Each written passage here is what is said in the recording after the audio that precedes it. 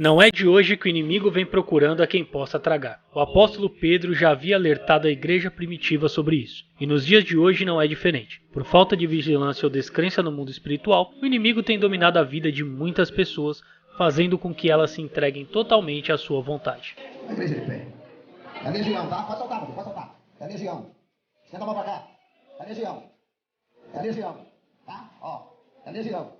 Nesses últimos dias, vemos cada vez mais pessoas, até mesmo dentro da igreja, oprimidas, escravizadas e manifestando possessões.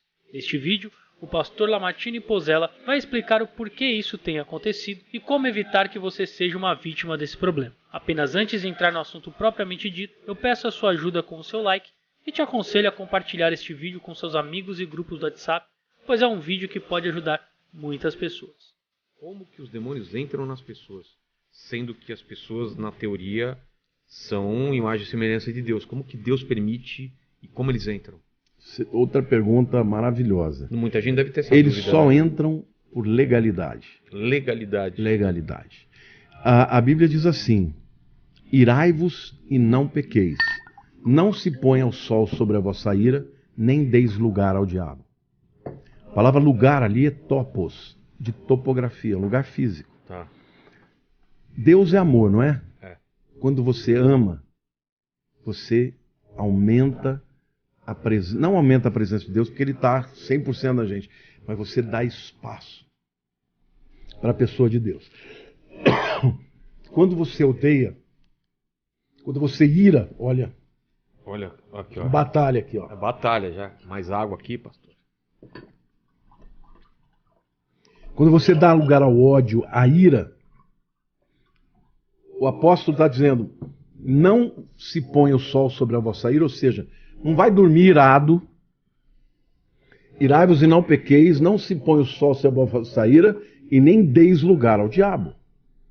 Você dá lugar ao diabo na sua mente quando você abre brechas e age em direção a coisas que são pecaminosas. Então, se você começar a dar vazão para pecados sexuais, Brecha.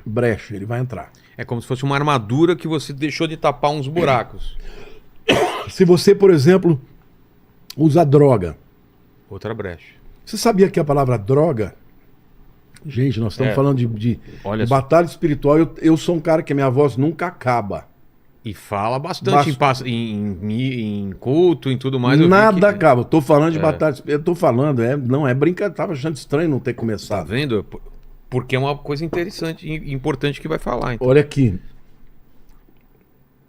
Quando você abre uma brecha e comete algum pecado, você abre um espaço e um lugar físico.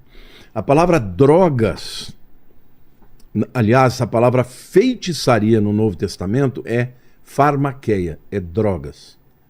Porque os antigos, os feiticeiros, quando eles faziam as poções, eles usavam drogas. Então, quando Pra o cara... alterar o estado... O estado mental. Exato. Só que abria brechas para os demônios. Então, eu não tenho dúvida que um demônio não pode entrar numa pessoa se ele não der brecha, se ele não abrir portas.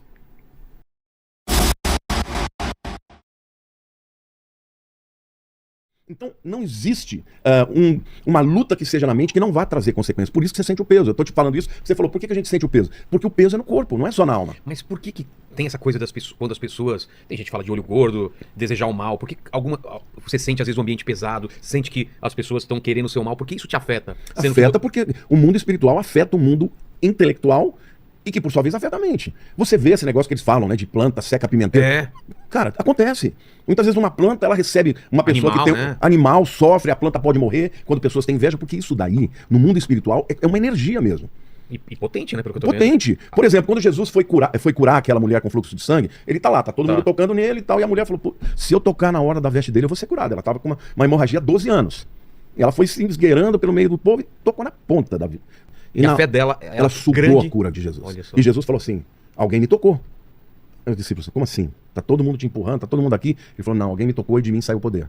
Olha que Ele fantástico. sentiu ela sugando o poder dele. Ela foi curada imediatamente. Então, o mundo físico, embora o mundo espiritual seja uma outra dimensão, existe tráfico de energia, cara. Energia é trabalho. Entendeu? É que nem eletricidade, você não vê, mas põe a mão no lugar pra você ver se você não... E parece que algumas datas ou alguns locais, essa membrana que separa o mundo espiritual do físico é mais fina, não é? Por exemplo, uma vez eu gravei um vídeo falando 3 horas da manhã, Que é um horário que é um horário brabo. que dizem que é a hora do... Você sabe, né? É a hora do demônio, né? Por quê? Muitos lugares existem trabalhos que são feitos. Então você tem, assim... Aliás, tem uma série... Qual série? Eu já falei aqui. A mulher acorda todo dia às 3 horas, às 3h33 da noite e fica meio maluca. Eu fiz esse vídeo porque muita gente começou a me perguntar. Eu já acordei 3 horas da manhã, assustador. Você olha 3 horas da manhã. Aí eu comecei a pesquisar, E aí? eu comecei a ver que realmente é uma hora que tem muitos trabalhos nos lugares, contra pessoas, entendeu? Então, de fato, as pessoas sentem no físico. Ô Vilela, quando eu me converti, eu acho que eu já contei pra você isso aqui na primeira vez, mas é uma experiência que até hoje, faz 40 anos, e eu ainda falo, uau. Quando eu me converti, Deus me deu um dom pra expulsar demônio, que era uma coisa impressionante. Se eu entrasse num lugar que tivesse uma pessoa endemoniada, ela manifestava. Na hora, pá! Eu me lembro que um dia eu fui lá na cidade de Ibitinga. Ibitinga é uma cidade que tem muitas fábricas de bordado, essa coisa, e eu tinha uma namorada lá e ela me levou pra conhecer. Quando eu entrei, lá no fundo uma mulher ficou possessa e já começou a falar comigo sem eu abrir a boca. O que você tá fazendo aqui? Você é do outro lado? Agressiva. Eu percebi, fui lá e mandei o demônio embora. Na hora ela caiu e ficou liberta. Em nome de Jesus, sempre. Em nome de Jesus. Não é você que manda, Não, né? mas só que eu era jovem, tinha 19 anos. Eu comecei a achar que eu era o cara. Que o demônio não era nada disso. Eu falava, Subestimou. demônio, meta o pé no traseiro dele e tal. Um dia, do nada, eu tava deitado e eu comecei a sentir cheiro de enxofre. Mas forte mesmo. Aí eu falei, meu Deus, o que tá queimando? O que tá com cheiro fedido de ovo podre, né? E de repente, Vilela, eu comecei a ver cores. Eu comecei a ter uma visão assim, de olho aberto mesmo do que estava acontecendo. E ali começou a vir pensamentos na minha cabeça horrorosos. Contra Deus, de xingamentos. Era uma coisa... Os tais pensamentos invasivos que eu tinha te perguntado. Invasivo. Né? Que você sabe que você fica brigando com eles, né? Não, Por que eu tô pensando isso? Não, porque primeiro vem o pensamento e aí você vem a culpa. Exatamente. Às vezes acontece isso. Aí o que aconteceu? Eu fiquei uma semana inteira sem dormir, cara. Eu ia trabalhar, aqueles pensamentos. Aí eu comecei a parar de pensar em Deus, porque eu falava, se eu penso em Deus, piora. Exato. Só que chegava à noite eu já tinha medo, porque eu sabia que eu ia ter que... Um dia eu tava assim, tão desesperado. Eu morava no 10º andar de um prédio, lá em Perdizes. Eu subi na janela e eu ouvi assim, pula, porque você vai ter alívio. Nossa. Cara, eu segurando dos dois lados na janela. Você não queria pular e ouvia isso. E ouvia, pula que você vai ter alívio. Na hora, eu dei um passo para trás e falei, Deus, eu sei que eu já estou condenado, mas eu não vou tirar minha vida. Se o Senhor vai me mandar para o inferno, porque eu blasfemei contra o Espírito, pode mandar. Eu tô aceitando, porque eu realmente blasfemei e tal. E fui pro meu quarto, sabe, me entreguei e falei, tudo bem, pode falar o que quiser, eu não vou lutar mais. No dia seguinte, tocou o telefone, era o meu irmão, falando de Belo Horizonte, ele falou assim, Lamartine, Deus me mandou um recado para você. Eu falei, mas o que foi? Ele disse, olha, para você nunca mais achar que existe algum poder em você. Porque Deus está mostrando que você está vivendo um momento, uma guerra espiritual muito grande, mas que isso é só um teste para você aprender a dar glória para Deus. Quando ele falou aquilo, eu comecei a chorar. Quando eu não falei nada para ele. Quando eu desliguei o telefone, eu nunca mais tive aquilo. E aí Deus falou assim, filho, no nome de Jesus você tem poder, mas no seu poder você não tem nenhum. Então nunca se esqueça de dar glória para mim.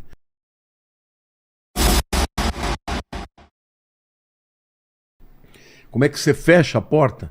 Confessando o seu pecado, pedindo perdão a Deus e se enchendo de Deus, lendo a palavra, ouvindo louvor, entendeu? Colocar louvor no momento que você vai orar, se quebranta perante Deus, ouça a palavra, leia a palavra, fale a palavra, ore a palavra, porque as brechas vão sendo fechadas.